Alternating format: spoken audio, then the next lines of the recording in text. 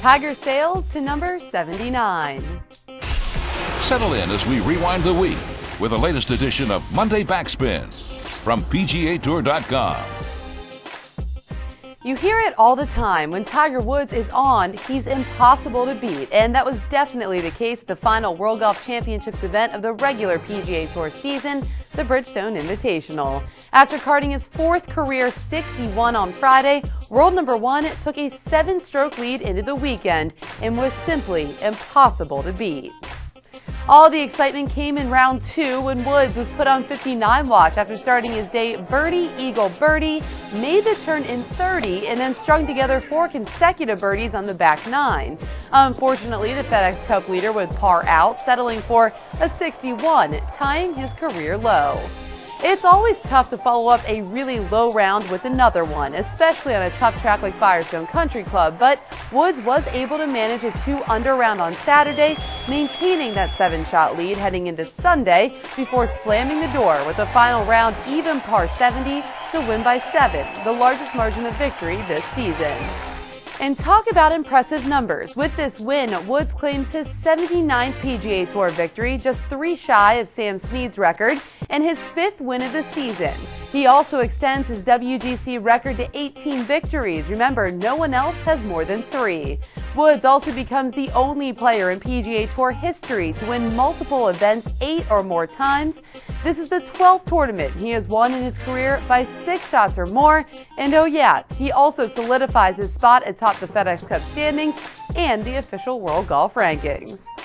For one last memory from Bridgestone, let's throw out to Doug Bell of SiriusXM PGA Tour Radio. Amanda, when I look back at the week of the Bridgestone Invitational, I think of a couple of big names, maybe the biggest names in golf being here this week. Jack Nicklaus on Wednesday was on the grounds to receive the Ambassador of Golf Award and also announced that his course in Seoul, South Korea will host the 2015 President's Cup. And he also wanted to talk about the President's Cup coming up in October at Muirfield. And with Jack on the grounds, you knew something good had to happen with Tiger, right?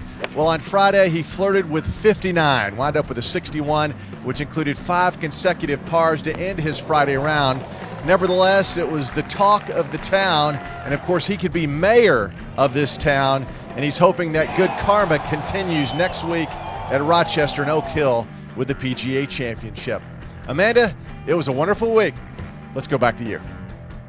Thanks, Doug. Now, of course, the celebration for this win will be short as all eyes are now on the final major championship of the season, the PGA Championship, where Woods will look to end his major drought that dates back to 2008. But before we talk about Oak Hill, let's turn to the Reno Tahoe Open, the event opposite Bridgestone. Players were competing in the modified Stableford format, so the goal was to go high, and that's exactly what Gary Woodland did, winning with 44 points and by a 9-point margin over Jonathan Bird.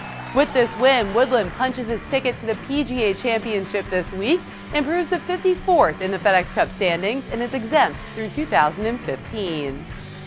On the Web.com tour, it was Ben Martin claiming his 2nd victory of the season at the Milan Classic. He moves to 2nd on the money list.